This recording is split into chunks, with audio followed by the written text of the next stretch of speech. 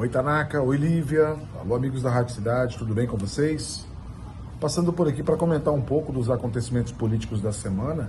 E queria começar com a questão toda que envolve o Supremo Tribunal Federal, o Banco Master, o Daniel Worcaro e, enfim, o afastamento do ministro Dias Toffoli da relatoria desse caso. Era o mínimo que todos nós brasileiros esperamos ou esperaríamos, né? Afinal de contas, está mais do que claro que o Toffoli tem muitas conexões, não apenas com o Worcaro, mas com o banco. Primeiro porque a história é muito interessante, né, Tanaka? Eu contei isso na primeira edição hoje do nosso jornal. O cara encomendou uma criptografia extra para o celular poderoso dele e mesmo assim os dados foram extraídos pela Polícia Federal em menos de 2 minutos. E chamou bastante atenção o nível do conteúdo que tinha no celular do Worcaro. Muitos desses conteúdos envolvendo ligações, envolvendo mensagens e envolvendo, Tanaka, transações financeiras para compra de uma parte, já que o Toffoli era sócio, né, de um resort no Paraná. E o resort que todo mundo sabia que era dele e que ele negou que era dele, foi obrigado essa semana a admitir que era dono de um resort no Paraná e que vendeu parte desse resort para as empresas do Worcaro e que recebeu dinheiro do Worcaro. Além disso, a gente não pode esquecer da final da Libertadores da América, onde ele viajou no jatinho de um sócio do Banco Master, então ele estava mais do que impedido, estava mais do que enrolado. E Tanaka, eu apurei bastidores da reunião de ontem no Supremo Tribunal Federal e foi uma reunião bem tensa. Você sabe que o Toffoli tem 2 grandes amigos no Supremo, um deles é o Alexandre de Moraes e outro é o Gilmar Mendes. Eles tentaram a todo instante fazer com que o Toffoli, de forma pacífica, entregasse a relatoria do caso. E ele resistiu muito. Só quando o papo começou a endurecer um pouco mais para ele, inclusive com muita gente afirmando que ele estava prejudicando a imagem da corte, que ele preferiu se resguardar e abandonar a relatoria. Outra coisa que ele torcia muito é para que a relatoria do caso caísse nos colos do Gilmar Mendes ou do Alexandre de Moraes, o que não aconteceu. A relatoria foi parar no bolso do André Mendonça. E o André é visto, Tanaka, como um juiz, como um ministro muito técnico, muito discreto e pouco avesso a pressões políticas. Então tem muita gente preocupada. Hoje à tarde eu também averiguei, houve uma reunião do ministro André Nunes com a Polícia Federal e André Mendonça, perdão, com a Polícia Federal, e o André garantiu que ele vai ser absolutamente técnico no levantamento de provas e nos próximos passos dessa investigação. Tem um número sendo trabalhado em Brasília, Tanaka, que é um número que chega a ser assustador, viu? 31 parlamentares com mandato tiveram seus nomes revelados nessas conversas extraídas do celular do Worcaro. 31 nomes. É muita gente, Tanaka. A gente está falando aí de 7% do nosso parlamento. Pessoas que têm mandato, que tinham relações estreitas com o Daniel Worcaro. Esses nomes não foram ainda divulgados à imprensa, mas esse número 31, ele está circulando dentro dos bastidores do Congresso. E agora fica a expectativa de saber para onde vai esse processo. A pressão sobre o Dias Toffoli deve aumentar muito nos próximos dias. E eu não descarto, Tanaka e Lívia, que ele tenha que pedir licença da sua atuação no Supremo Tribunal Federal para conseguir responder por tantas denúncias e por tanto envolvimento direto com as coisas do Worcaro. É um potencial explosivo. É nitroglicerina pura, Tanaka. Esperar para ver. O senador Jorge Seif escapou 7-0, decisão unânime a seu favor. Hoje o Seif é, sem dúvida nenhuma, o político da direita mais mal avaliado do estado de Santa Catarina. Inclusive, muitos eleitores de 2022, eles dizem estar arrependidos desse voto no Seif. Mas, independente dessa questão política, na questão jurídica, o Seif sobrou, venceu por 7-0. Uma intervenção direta do ministro, aliás, do governador de São Paulo, Tarcísio de Freitas, que trabalhou muitos bastidores para livrar o Seif que arrefeceu em relação às críticas que fazia o Supremo Tribunal Federal e que contou com um aliado de última hora, que foi o próprio ministro Alexandre de Moraes, que falou em seus pares, eu falo com seus pares, que ele não tinha mágoa alguma das críticas feitas por Seif no passado.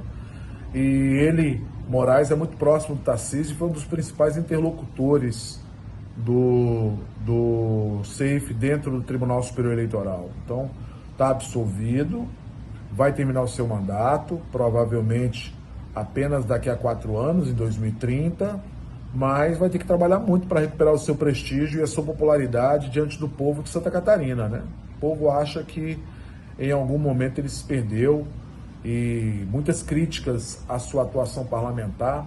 Ele hoje que é um senador absolutamente discreto, principalmente nas críticas que fazia ao Supremo Tribunal Federal e nas críticas que fazia ao governo de uma forma geral.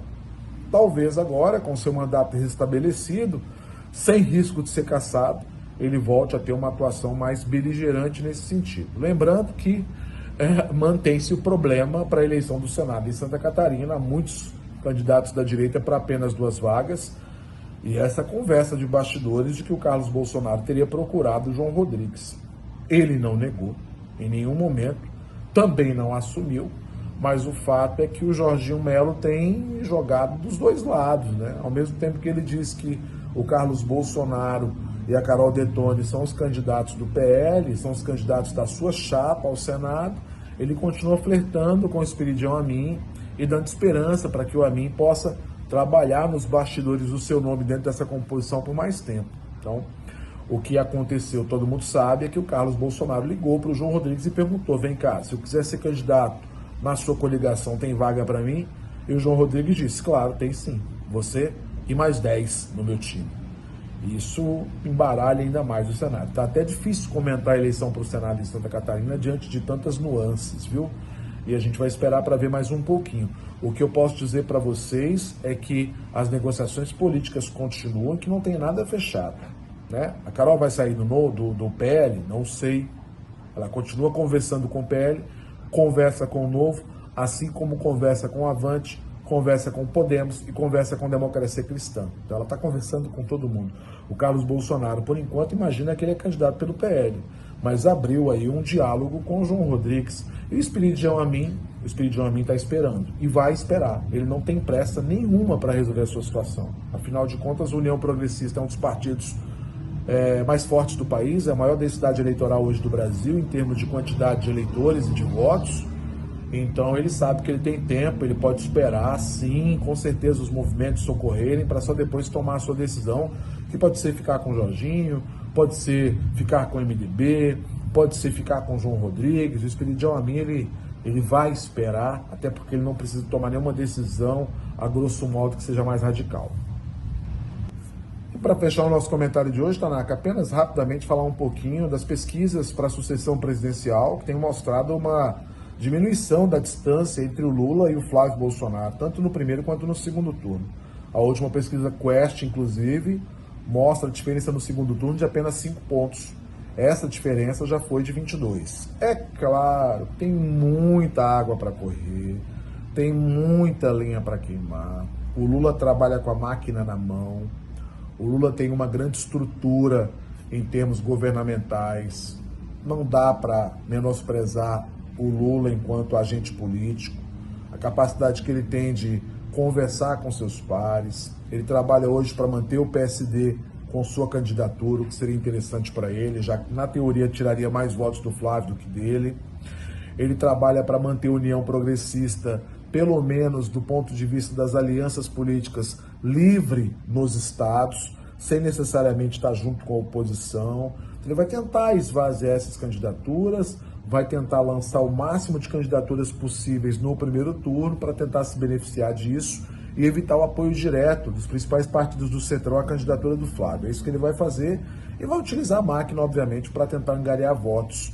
O Lula vai ter uma chegada muito forte, né? Claro, a gente tem que imaginar que ele está com uma pontuação agora, mas que a tendência é que ele aumente a chegada, já que tem um turbilhão aí com quase 80 bilhões de reais para jogar na economia, para investir em obras, para investir em programas sociais, e tudo isso no final dos tempos, no final das contas, em ano eleitoral ajuda muito a catapultar votos, a angariar votos. Mas é importante mostrar essa diminuição da rejeição do Flávio. Isso, quem goste e quem não goste, mostra o quanto o ex-presidente Jair Messias Bolsonaro ainda é um transferidor de votos, especialmente quando ele está transferindo votos dentro do sobrenome. Mostrou-se mais uma vez uma estratégia bastante inteligente por parte do ex-presidente. Enquanto muita gente acreditava que ele mandaria para o fogo Tarcísio, muito embora os filhos do Bolsonaro não confiem no Tarcísio, a capacidade de transferência de votos do Bolsonaro para o filho do Jair, para o Flávio, está se mostrando nesse momento uma estratégia bastante interessante, e há uma tendência sim que a rejeição possa diminuir nos próximos meses, mas vai depender muito do Flávio, sem dúvida nenhuma. Ele fez um aceno agora aos evangélicos, foi fazer um batismo diferente fora do país, tem se aproximado um pouco mais dos grupos mais radicais, levantando aquelas pautas ideológicas que marcaram muito o bolsonarismo, e ele pretende com isso quebrar um pouco dessa rejeição que o nome dele naturalmente tem. Tanaka, Lívia, excelente final de semana para vocês, um beijo especial para os nossos ouvintes.